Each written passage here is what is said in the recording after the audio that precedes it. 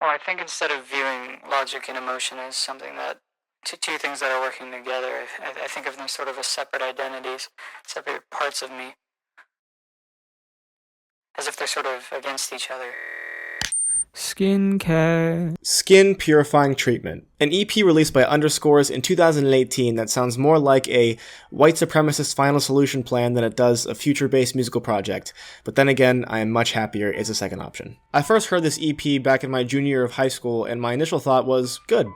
This is good, it's just nothing special. And then I kept coming back, like weirdly a lot, to the point where it was becoming one of my most listened to musical projects of the year. And then eventually I came to the conclusion that the reason I was coming back so much is because I love the damn thing. And so I changed my score from a 7 out of 10 to a 9 out of 10. And that's where it stayed. For months and months, Skin Purifying Treatment was just a solid 9 out of 10 project that I can come back to and find comfort in.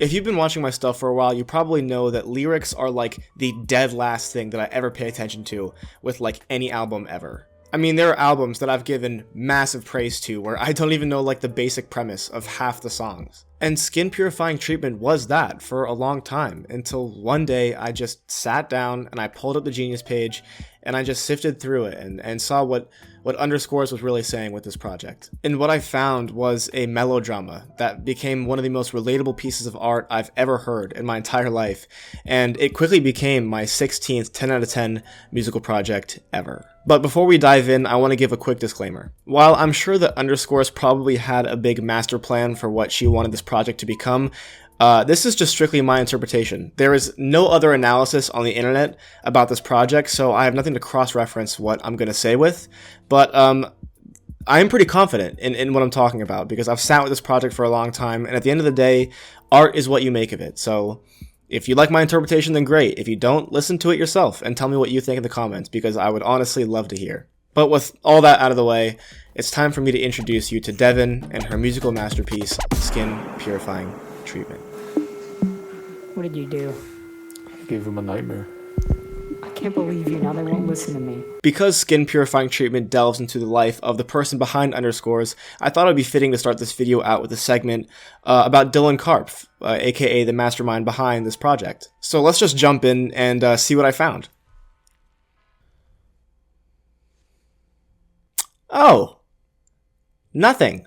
There is barely any information online about Devin, like nada, zip. I was going to do this big intro section where I talked about Devin and his upbringing and all that, but there is so little information on this guy that this is the extent of what I could find. Devin was born in the small, unheard of city called San Francisco on April 21st, 2001. The first moment I can find of her appearing online is the first video ever uploaded to the Underscores YouTube page, and it's just a highlight clip of Virtual Riot making a dubstep beat in 10 minutes, which I think is just so wholesome. The next place Devin pops up is SoundCloud, where she started to post singles on her page underneath the name Underscores. After continuing to release a slew of singles, Devin put out her debut EP, Air Freshener. Coming in at only 4 tracks, it's a very brief project that I really don't want to talk about because I wouldn't have that much to say, and also we have a lot to talk about, so let's just keep it moving. In 2017, Devin would join the electronic music collective Six Impala, which currently consists of Underscores, Cat, Script, Helvetican, and Neutra, the last of which is a vocal synthesizer made by Cat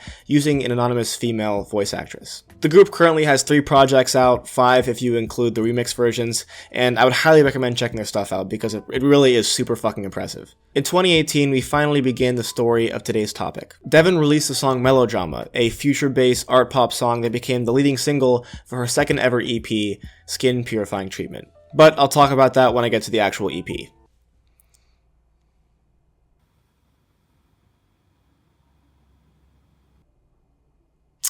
Oh. Let's get things straight. I'm in charge here. Okay, so enough about Devin and how secretive she is, because it's time to talk about what Skin Purifying Treatment is actually about. The project in question is only 8 songs long and approximately 25 minutes, but the entire storyline is laid out in just the first couple of seconds of the opening track, Skincare/1. The first sound you hear on the entire EP is a voice that explains the different parts of the brain. Well, I think instead of viewing logic and emotion as something that two things that are working together, I think of them sort of as separate identities, separate parts of me, as if they're sort of against each other.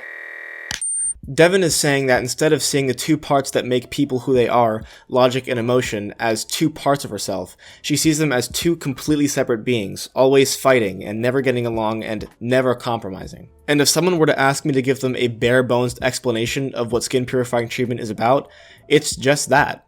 The battle between logic and emotion put into music. But what kind of battles would that cause? Well, the second half of Skincare 1 says just that. Devin says that she needs something called skincare, and she knows that she needs it to help her, but there's something stopping her from going out and getting it. Skincare, at least to me, represents a solution to her problems. And it seems like the reason that she can't go out and get it is because the logical and emotional sides of her are stopping her. They're in a constant fight. They don't know what to do, what solution to follow. The rest of the song delves a little further into Devin's current mental state until finally deciding that what it needs is for the two sides to compromise. The next track off the EP, Regulate You, is basically just the future bass equivalent of the right brain left brain bit that Bo Burnham does in his special, I think it's What? This track follows the logical side of Devin's brain, begging and pleading with the emotional side, telling it that they have the solutions, they have the correct answers, but the emotional side seems to be blocking all of it off. We're now getting a first-hand look to how the logical side interacts with the emotional side and how that dynamic works. Basically what I'm trying to say is it's gaslighting. The logical side is gaslighting Devin's emotional side, which is kind of poetic in a way, but also fucked up. And look, the logical side might be right, maybe the logical side does have the answers, but even then, I mean, you can't get upset at the emotional side of someone's brain for being emotional. That's like getting mad at a piece of bread for tasting like fucking bread. But anyways, now that we've seen the logical side's perspective, it's now time to take a look at the other side of the argument, the emotional side. And the next track, You Look Pretty Good in That, does exactly that. Look, could this song likely just be a fun track that has nothing to do with the storyline I'm talking about? 110%, absolutely. But to me, and to what I get out of it, this song really does look like a brief little insight into the emotional side. Much like the Bo Burnham bit I was talking about earlier, this track is a lot more scattered and all over the place, more like the emotional side would be. Most of the song consists of the repeated line, "Something about this gets me excited," over and over again until it's revealed that what Devin's getting so excited about is lipstick. So yes, this track is short of some of the lyrical substance that we've seen in some of the earlier tracks, but still, I do think that my theory that this is the emotional side's perspective is valid. This now brings us to the end of the song and what is, in my opinion, one of the most important moments on the entire EP. After the bridge section, the music starts to cut out, and a live performance of Devin playing Good Morning at her school starts to play underneath. Things seem to be going well at first, until all of a sudden a blaring screeching noise starts playing over the music. And it just keeps getting louder and louder until this happens.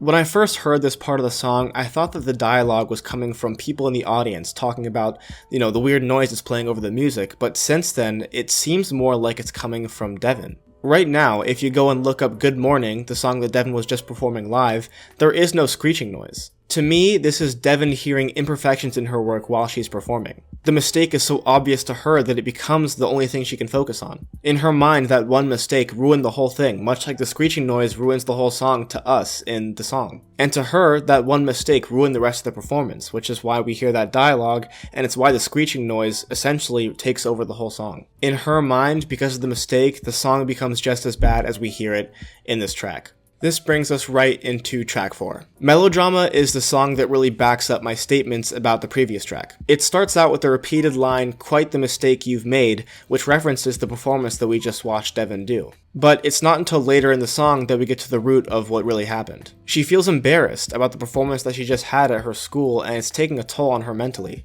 So how is Devin going to deal with this? The next track, Skincare/2, should be familiar to anyone who's paying attention, because the first half of the track is just the first half of Skincare/1, but with heavy distortion. Devin's mental state is beginning to crumble. Halfway through the song, the distortion comes to a crescendo until dropping out and taking us to this conversation between Devin and what seems to be a trustworthy friend.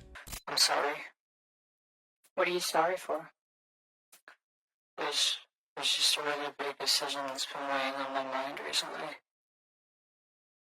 And my logical side is not really a part of this one. Devin has a decision to make, but we don't know what it is. And this decision, whatever it may be, is weighing incredibly heavy on her. And of course, just as we're about to find out what the decision is, the person says it, but it gets censored out in the song in typical cryptic underscores fashion, and the song ends. Okay. It's time out. Pause. We need a break for a second. This is getting a lot, so I just want to take a minute as we're in this halfway mark to give a brief overview of what just happened in case anyone's confused. Essentially, at this point in the EP, we know this. Devin is starting to see a rift between the two sides of her brain, the emotional side and the logical side. The effects of this have caused her to hyper-focus on things during performances, as we saw during the performance at her high school. The logical side recognized the mistake, and then the emotional side took over, creating a feeling of embarrassment within Devin. And on top of all of this, Devin has a decision to make. The, quote, most important decision of their life. And frankly, she doesn't know how to handle it. Should she follow the logical side and use facts and reason to come to a conclusion on this? Or should she follow her heart and go with the emotional side? And that's everything so far. So we're all caught up, we're all on the same page, we're ready to move on to the next track, Voice of Reason. The next track puts us right back into Devin's head, and he is completely melting down. Devin has finally decided which side to go with, which side to trust, and she doesn't tell us which one she's chosen. The song follows the side that she doesn't choose, which is in complete shambles, trying to convince Devin that despite their decision, they're the one that has the answers, and they need to follow them because they're the right voice of reason. And not just that, but they're in the full belief that the side that Devin did choose is wrong and is going to ruin her life. Okay, now bear with me because things are about to get a lot more complicated. The next track, Displacement of Reason, completely flips things on its head. This is the song where we finally get to hear a conversation between the logical side of Devin's brain and the emotional side of Devin's brain. And it just so happens to be their last conversation ever. What did you do? I gave him a nightmare. I can't believe you. Now they won't listen to me. No, well, maybe that's for the best. What are you talking about? You're really gonna force him to make the biggest decision of his entire life, one that would impact every single part of his existence without even consulting with me? You would shut it down. Of course I would shut it down. Do you know how stupid an idea that is?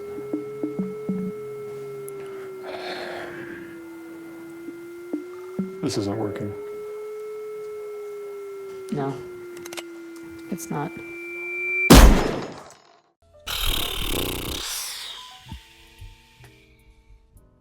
Fuck. Who picked me? Who picked me to be the guy to explain this shit? Oh, right. So as you just heard in the song, the emotional side decides to confront the logical side. It's revealed that the logical side is the one that's starting to muddle Devin's brain, giving him nightmares and adding onto the stress of his already big decision and performance issues. It's gotten to the point where Devin doubts any input the emotional side has, meaning that the logical side now has all the power. They go back and forth trying to decide who has the power and who should make the decisions until finally they both decide they can't work together. One of them pulls out a gun and shoots the other one. Metaphorically, it's the brain, so you can't, they didn't actually shoot them. It's like a, you know what I'm saying. It's never directly said which side kills the other, but it's implied that the emotional side is the one that kills off the logical side, which means that now, with just the emotional side remaining, we have one track to go. FKA, the final track off of Skin Purifying Treatment and one of my favorite songs ever. All that's left is Devin and half of her brain, and all the emotional side can do is weep in their loneliness knowing that they've left Devin without all logic. And guys, that's it. That's how Skin Purifying Treatment ends. But not before sending the listener into an ascending state that takes you and above the heavens and just fucking... Okay, but before we can dive into what all that means to me, because we just explained a lot, I want to take a brief moment to just talk about the instrumentals and the production on this project, because holy shit, like, I haven't talked about it, but it's really good.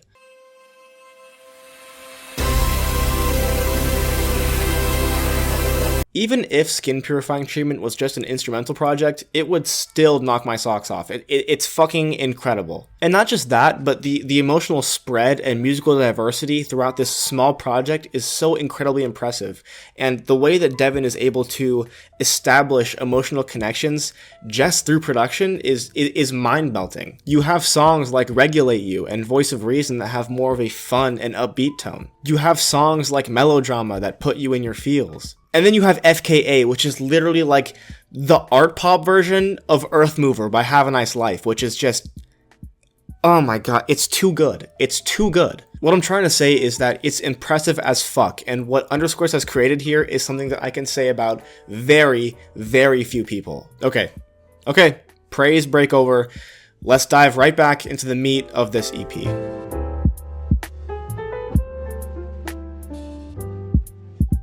At the beginning of this video, I mentioned that skin purifying treatment is one of the most relatable projects I've ever heard, and I stick by that. In fact, I bet it's probably relatable in some capacity to most of the people watching this now. Everybody, and I mean everybody, has moments of weakness, whether that be brought out by anxiety, or depression, or decision making, or loneliness, or all of the above. And in those moments, it's incredibly easy not to know which side of yourself to trust. Is it the side that uses logic and reason to make helping you into a science? Or is it the emotional side, that gut feeling that you just can't ignore? I found skin purifying treatment during my junior year of high school, and I took it with me to my senior year when I felt like I had to make the biggest decision of my life. College or no college. And on top of having to choose whether or not I wanted to further my education, I also had the choice of what school did I want to go to. And I mean, I ended up happy, but it was stressful. It was really hard. There's so many different parts of your brain telling you which side to go with, who to listen to, who not to listen to. And then outside of your brain, you have everyone on top of that saying like, hey, go here, and hey, don't go here, I've heard this thing, and what's true and what's not. And you're stressed, and there's anxiety, and the decision is getting closer, and before you know it, you have to make it. And then you're stuck, and you don't know what to do, and you're terrified and alone, and there you are, and you're Devin and FKA. So what do? What's the solution? Well, there isn't one. To me, skin purifying treatment represents all of the solutions to your problems. And guess what? It doesn't exist. There is no magic pill or cream that you can take that will help you make all the right decisions to guide you throughout your life. You have to do that through you, because logic and emotion aren't two things working together. They're separate identities, separate parts of you that are against each other. So good luck. And that's the melancholy note we're ending this video on. Good job, Jackson. Way to bring up the energy for this last bit. So yeah, that's going to do it for this video, but if you haven't, check out Underscores, please. They just released a new EP like 2 days ago as of recording this, and it's great. I love it. Fearmonger is awesome. They released an LP this year too, Fishmonger, that was also really good, so I highly recommend checking those out. Also, feel free to check out my description for my Patreon, Discord server, and my podcast that I do with my good friends Luke on Demand and A Bucket of Jake. And yeah, thank you guys for watching, and peace.